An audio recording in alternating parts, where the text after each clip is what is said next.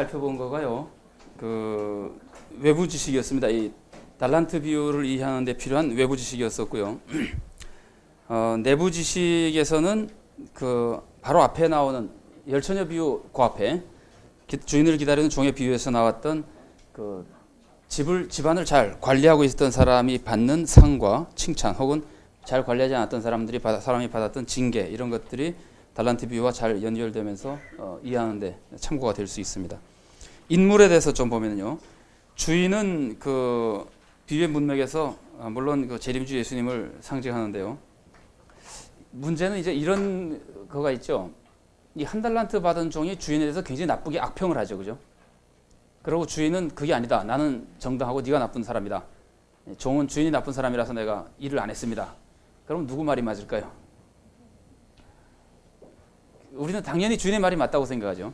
왜냐하면은 이 비유가 가르쳐주는 지금 스타일이 이 주인을 예수님께 비유해서 가르쳐주고 있기 때문에 주인의 입장이 옳고 주인의 말이 맞다는 걸 전제로 하고, 이 한 달란트 받은 사람이 그 종말의 심판에서 막 쫓겨나는 것으로 나와 있잖아요. 지옥에 던져지는 것으로 나와 있기 때문에 이 사람의 행동이 문제가 있다는 것을 전제로 하고 해석을 해야 되는 겁니다. 이제 인물에 있어서 주인에 대한 종의 얘기가 종의 여러 가지 표현들은 엄하고 무슨 뭐 무자비하고 이런 사람으로 얘기한 종의 표현은 옳지 않은 것이고, 종이 주인을 잘못 봐서 얘기하는 것으로 봐야 됩니다. 주인은 아까 말씀드린 대로 굉장히 부자고, 그 종은 몇 명일까요? 3명일까요? 더 있었을까요?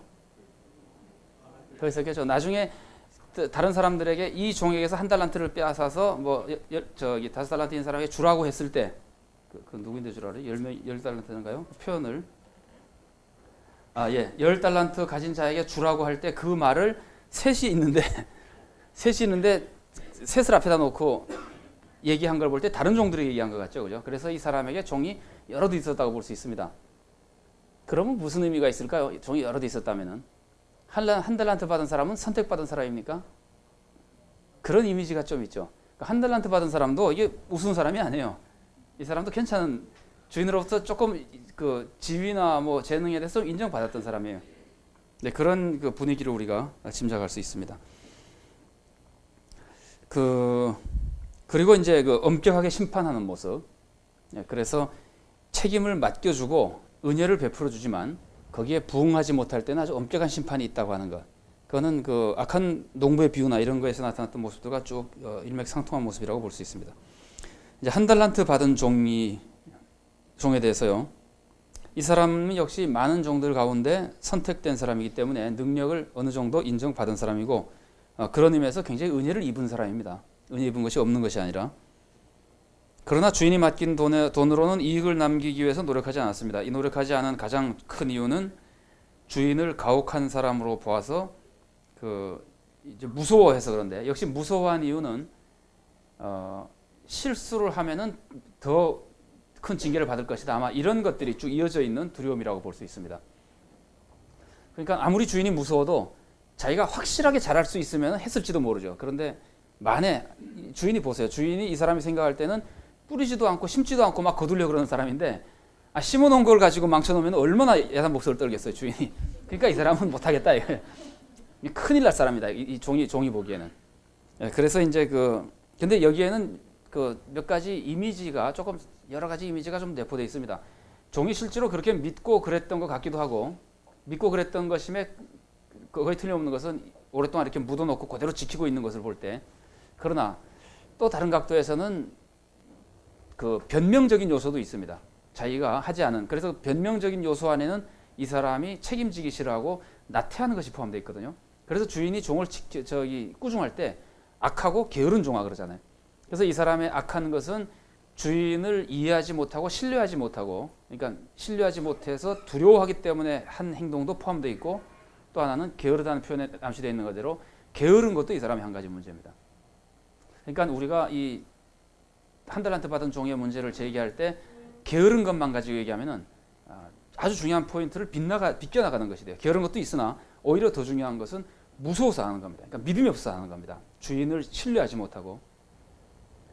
여러분, 뭐가 없으면 두려워하죠? 믿음이 없어서 두려워하고요. 성경에 보면은 무엇은 두려움을 내어 쫓나니 그러네요. 사랑이 없으면은 두려워하죠, 그죠? 그러니까 우리가 집에 가면은 두려운 게 없잖아요. 집에 가도 두려운가요? 가정에 들어가서. 그러니까 우리가 밖에 나오면은 혹시 뭐 넥타이가 삐뚤어졌을까 걱정이 돼도 집에 가면 넥타이가 삐뚤어질까 걱정 안 하잖아요. 그러니까 그게 사랑의 공동체이기 때문에 그런 거거든요. 두렵지 않다 이거. 실수해도 괜찮다 이거예요. 그래서 그 하나님과의 관계에서 신뢰, 믿음, 그리고 하나님에 대한 믿음은 항상 사랑이 포함되어 있는 거죠. 하나님을 사랑하지 않고 믿는다는 건 거짓말이거든요. 그러니까 하나님을 믿으면 반드시 사랑하게 되어 있기 때문에 그래서 이게 두려움의 문제점을 좀 우리가 지적하고 두려워하지 않는 어떤 것을 여호와 샬롬이라는 말 우리가 잘 압니다만은 여호와 샬롬이란 말을 누가 어디서 쓰죠? 여호와 샬롬이란 말을 기도원이 쓰잖아요. 그래서 자기가 하나님을 만나기 전에 죽을 줄 알았는데 안 죽으니까 여호와는 샬롬이었구나. 하나님은 뭐 무시무시한 분이고 거룩한 분이라 가까이 가면 막 타버리고 죽고 막 이러는 것으로만 생각했는데 만나 뵙고도 안 죽는 걸 봐서 하나님께서 원래 하나님의 모습은 샬롬이었다. 평강을 원하시는 분이다. 뭐 이런 뜻으로 이제 기도원이 얘기하는 걸 볼 때 한 달란트 받은 종의 아주 심각한 문제는 더 큰 문제는 거기에 있습니다. 그러니까 주인에 대한 우리로 치면은 하나님에 대한 두려움. 그건 나중에 조금 메시지에서 좀 살펴볼 수 있을 것 같고요. 5달란트와 2달란트 받은 종은 거의 같은 모습을 보여주기 때문에 그냥 한 인물로 우리가 생각해 본다면은 이 사람은 즉시 가서 일한 사람, 그러니까 아주 성실한 사람이고 능력도 있는 사람이고 주인으로부터 인정받은 사람이니까. 그 다음에 주인의 뜻을 잘 이해한 사람이고 주인을 신뢰하고 사랑하는 사람입니다. 그러니까 이 사람들은 첫 번째 이 한 달란트 받은 종이 무서워서 안 했던 것을 이 사람은 할 수 있는 겁니다. 신뢰하고 사랑하기 때문에. 그러나 비유에서는 한 달란트 받은 종보다 덜 중요합니다. 그런 것 같지 않아요? 왜 깜짝 놀라세요? 덜 중요합니다, 이 사람이. 등장하는 모습이나 그래서 대화 양이나 한 달란트 받은 종하고 얘기를 훨씬 더 길게 하죠, 주인이. 그런 걸 볼 때 한 달란트 받은 종이 더 중요하고, 그래서 이 비유는 메시지가 격려에 있다기보다는 경고에 있다고 볼 수 있습니다. 결국 뭐 목표는 똑같지만 경고적인 비유입니다. 주요 문구는요, 우리가 조금 이해하기 어려운 부분을 이해하도록 이제 살펴봐야 되기 때문에 주인이 자기 재산을 오용한 것도 아니고 횡령한 것도 아니고 당시 관습으로 볼 때 그냥 맡겼다고만 생각하면은 묻어나서 별 문제가 없는 것인데, 그런데도 불구하고 이렇게 심한 징계를 하는 것은 도대체 무슨 메시지를 보여주겠는가? 중요한 메시지가 있다고 봐야 되거든요. 당대 모습과 다르기 때문에 뭔가 일상적인 것이 아닐 때 거기에서 중요한 메시지가 있다고 우리가 짐작할 수 있습니다. 그런데 여기서 우리가 짐작할 수 있는 것은 두 가지를 짐작할 수 있다면, 하나는 주인의 요구가 굉장히 구체적이었다는 것을 암시합니다.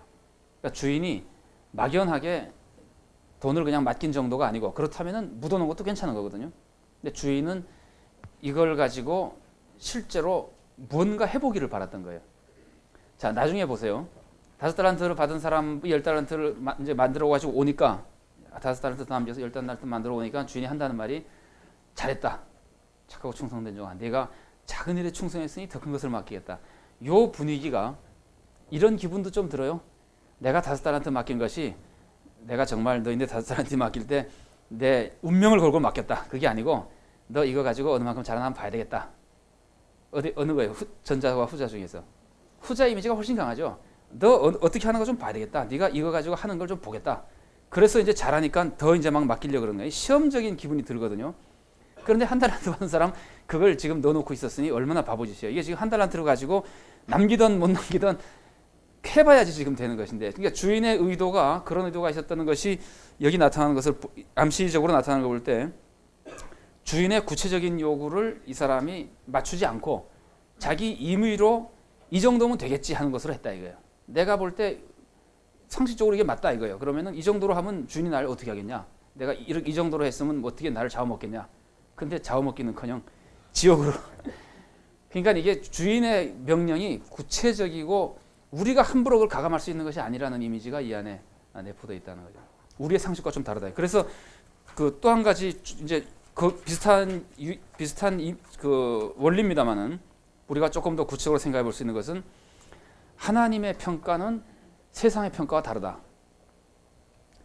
좀 달리 얘기하면은 세상의 평가보다 엄격하다는 겁니다.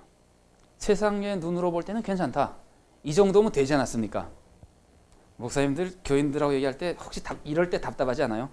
목사님 다들 그렇게 사는데 왜 그러십니까? 제일 답답하죠, 그죠? 그러면 당신은 다 같이 지옥 가겠습니까?